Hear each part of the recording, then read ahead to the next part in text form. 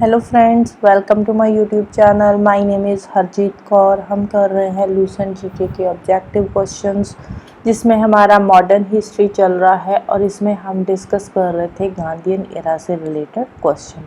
तो इसके already 200 questions हम डिस्कस कर चुके हैं। आज हम शुरू करेंगे क्वेश्चन नंबर 201 से। तो क्वेश्चन है, the Balkan plan for the fragmentation of India was the brain child of Lord Mountbatten. अब ये जो बल्कान प्लान है ये क्या है? बल्कान प्लान में इन्होंने क्या बोला था कि पंजाब और बंगाल, जो ये दो स्टेट्स है, एक है पंजाब और दूसरा बंगाल। अब ये तो दो स्टेट्स है, इन दोनों को ऑप्शन दी जाएगी।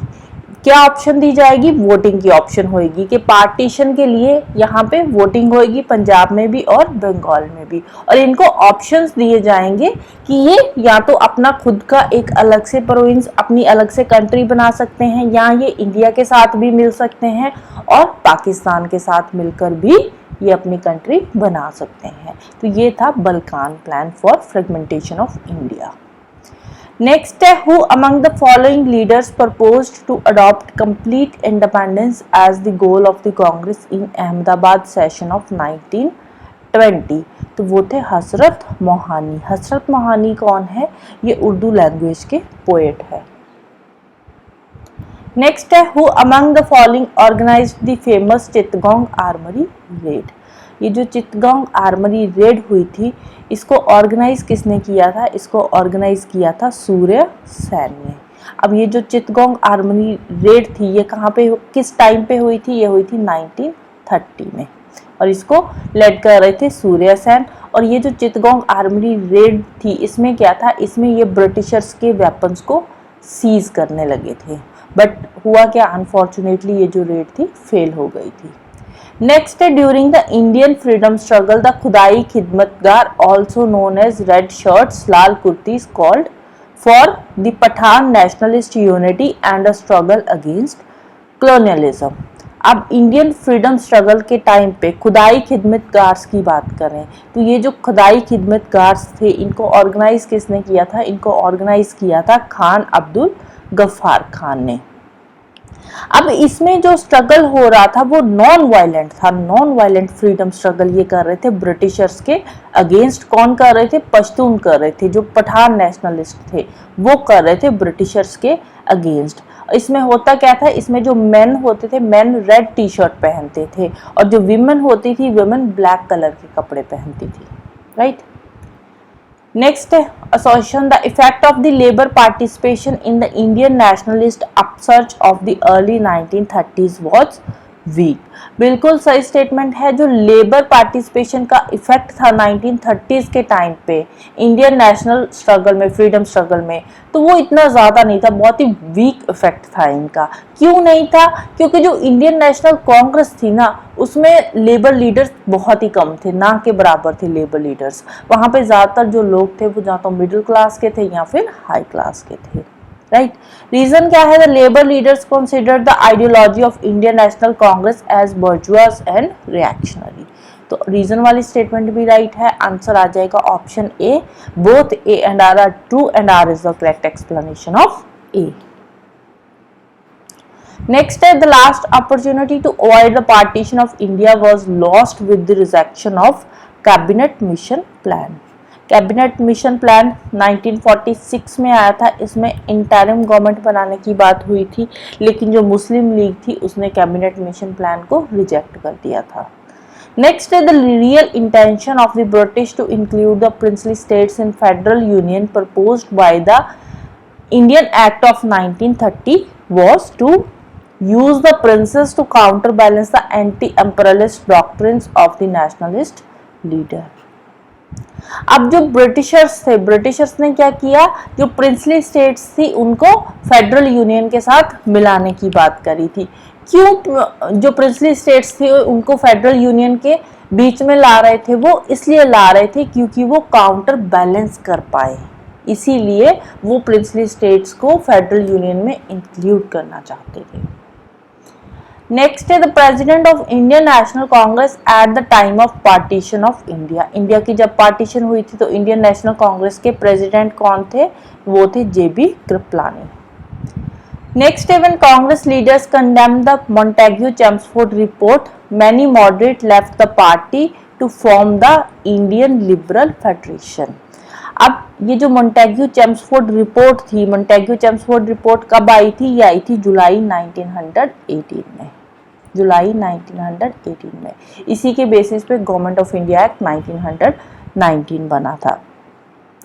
लेकिन ये जो मॉन्टेग्यू चेम्सफोर्ड रिपोर्ट आई थी, इसके बाद बहुत सारे जो मॉडरेट लीडर्स थे उन्होंने अपनी पार्टी बनाई थी। कांग्रेस पार्टी को छोड़कर उन्होंने अपनी पार्टी बनाई थी, जिसको लीड कर रहे थे सुरेंद्रनाथ बैनर्जी। अब ये जो इंडियन लिबरल फेडरेशन इन्होंने अपनी पार्टी बनाई थी, ये बनाई थी 1919 में, राइट। नेक्स्ट है with reference to the Indian freedom struggle which one of the following statement is not correct. तो इसमें जो डी वाली स्टेटमेंट है वो नॉट करेक्ट है। 1931 the Congress session at Karachi opposed Gandhi Irwin pact. जो कांग्रेस सेशन हुआ था 1931 का, उसमें उन्होंने गांधी इरविन पैक्ट को अपोज नहीं करा था।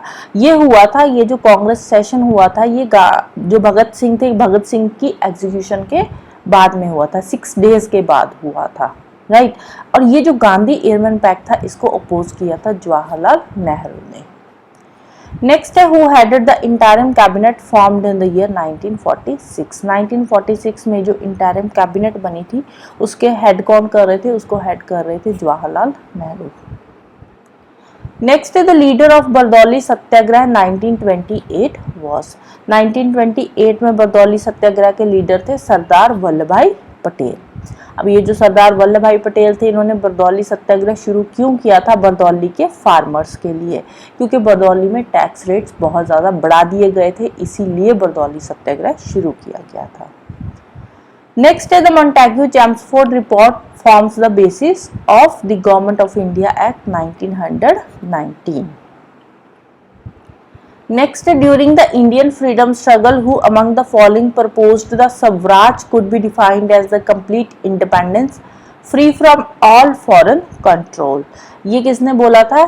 ये डिक्लेयर करा था मौलाना हजरत मोहानी ने। कब करा था? जब वो ऑल इंडिया मुस्लिम लीग के सेशन को प्रिजाइड ओवर कर रहे थे लखनऊ में। Next है the name of the famous person of India who returned the knighthood conferred on him by the British government as a token to protest against the atrocities in Punjab in 1919।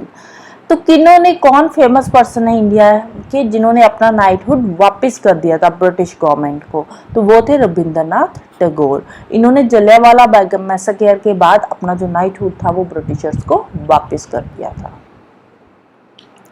Next है consider the following events during India's freedom struggle. First, Chauri Chaura outreach. Chauri Chaura incidence कब हुआ था? 1922 में। मोहल्ले Minto reforms ये आए थे 1919 में, 1909 में। डांडी मार्च ये 1930 में हुआ था। मॉन्टेग्यू चेम्सफोर्ड रिफॉर्म्स ये 1919 की बात है, राइट। तो करेक्ट क्रोनोलॉजी क्या बन जाएगी इनकी? सबसे पहले आ जाएगा मोहल्ले मिंटो रिफॉर्म्स, उसके बाद 1909 के बाद आ जाएगा मॉन्टेग्यू चेम्सफोर्ड रिफॉर्म्स, उसके बाद चौरी चौरा और लास्ट में डांडी मार्च। 2413 आ जाएगा आंसर ऑप्शन बी। नेक्स्ट है कंसिडर द फॉलोइंग स्टेटमेंट्स।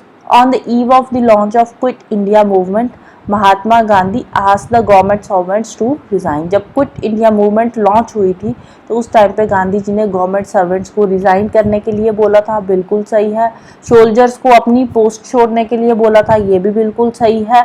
और जो प्रिंसली स्टेट्स के प्रिंसेस थे उनको बोला था कि अपने लोगों की जो सोवरेनिटी है उसको एक्सेप्ट करो। तो तीनों की तीनों स्टेटमेंट्स ही यहाँ पे राइट है, तो आंसर आ जाएगा ऑप्शन डी।